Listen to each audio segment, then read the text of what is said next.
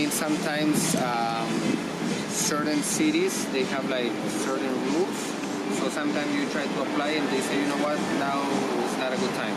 Okay. Maybe apply next year. So, I see. So the space, the timing. Of course, yeah. So now we try to apply and they said yes, and now we're here.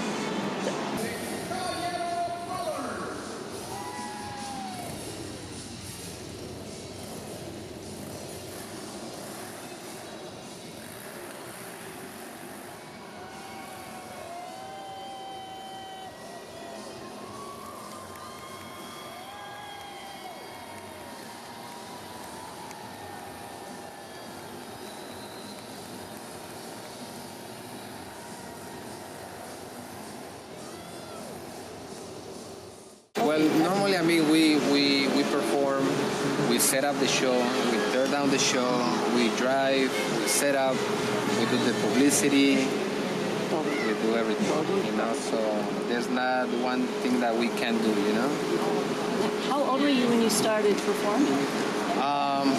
I think I was like 5 years old when I started first performing, so... That's amazing. So this is a family tradition? This is a family tradition. Many generations? This all began from my grandfather's parents. They started this in Mexico back in 1950s, you know. So if you put like all our generations together, it's like 100 years of family tradition.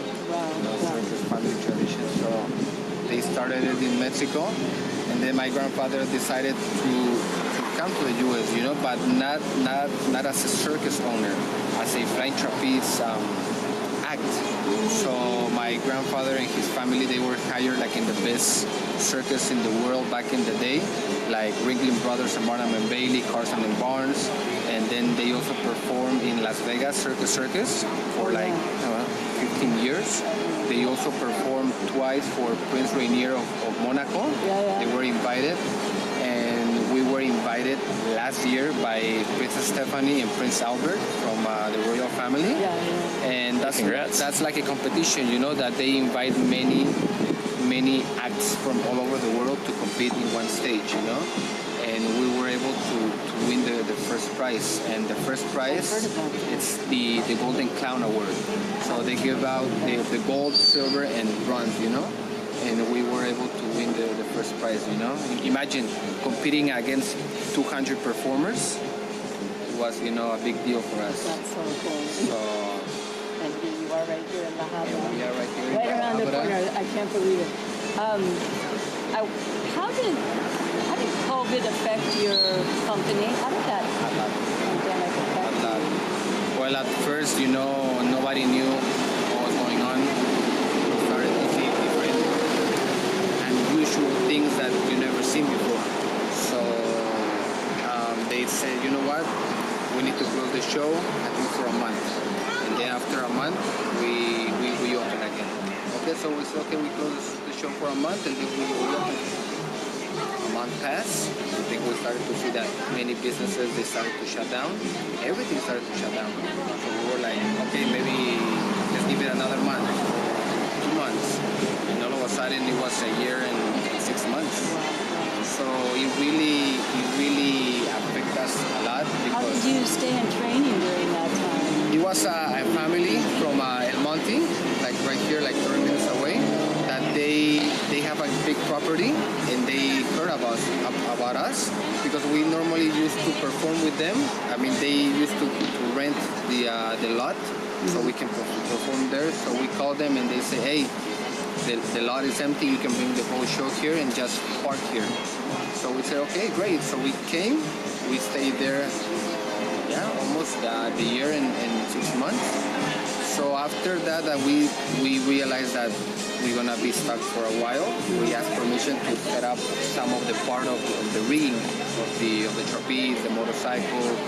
So they say, yeah, I mean, as long as you guys keep training, I mean, so basically that's how we keep on training.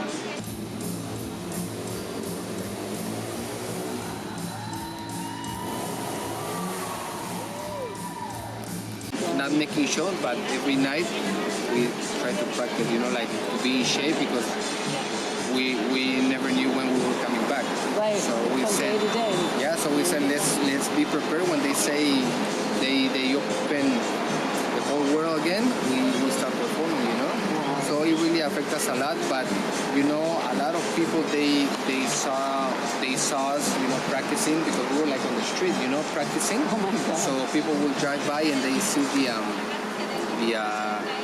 rehearsal, you know. And then we decided to do a Facebook Live. I think I saw it. A show, a free show for all the people that, you know, they were stuck in home, you know. So we give out like the link and everything, and we say we're not going to charge anything, completely free. So people, a lot of people they saw. I don't know how many people they saw it, but I saw it. They saw it. And after that, many people were driving by, bringing us groceries from the stores, like water. Yeah. I mean, everything. And we were like, wow, you know. So people will drive by, like, I don't know, once or twice a week, and they will bring us a lot of food for all our crew, you know. So I mean, in one way, it was a blessing. And then we got in contact with one of our friends that he belongs to the church.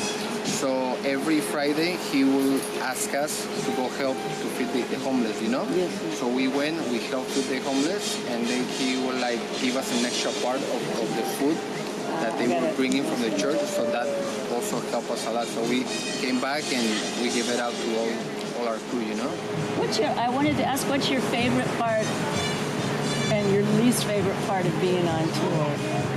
My favorite part of being in tour, I think, is when we travel city to city. I think that's... Seeing a lot of different places.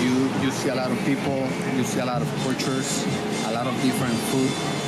So in one way you make a lot of friends, you know? Yeah. So and you meet a lot of people. So sometimes you see a new act that people haven't seen here. So you say, hey, you know what? You're open for next year. Why don't you come work for us? And they're like, yeah, let's do it. I'm open, or I will be available next year. So that's how you get a lot of contacts, and you bring new acts to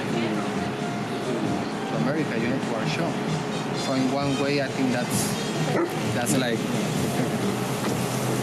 Okay. Are you able to? Do you have international acts with your groups? Yes, we have from Russia, we have from China, France, Italy, South America. I mean, you name it. Yeah. So the circus has for a long time been a place that is very international. Of course. That we see a lot of people collaborating. We always try to bring new acts because we always try to do like the same city because people know us already. We've been doing it for here in the United States for almost 30 years. So people they know the show, so they always expect to see something different. So that's our job to present a new show every year. You know, not the same thing, so people won't see the same thing as they did last year. Right. You know. And you have this is a red unit. So do you have a blue unit? The blue unit is my grandfather. Right now he's in Salinas, California. Yeah, he finished in City of Commerce. So now they will start, I think, tomorrow Thursday, in Salinas, California. There's a million questions I could ask you here. You can ask anything. I think we're going to see a lot of traditional things here. Traditional acts like trapeze is traditional and so forth. Is there anything that you see? One thing I would like about the circus is there's no AI. It's all real. You know, nowadays it's really hard because normally back in the day there were no internet, you know, no cell phones. So this is a live entertainment, you know. And nowadays I believe that families they're losing that tradition. You know, it's like going to the movies. Yes, exactly. You know, watching a movie. So now it's like, oh, you know what? A new movie came out. I'll just see it in my phone. Right. Or I'll see it in home. And we grew up with my parents, obviously, doing all of that. You know, hey, there's a new movie. Let's go to the movies and watch it live. Not live, but you're watching it as a family. You know. Nowadays you don't see that anymore.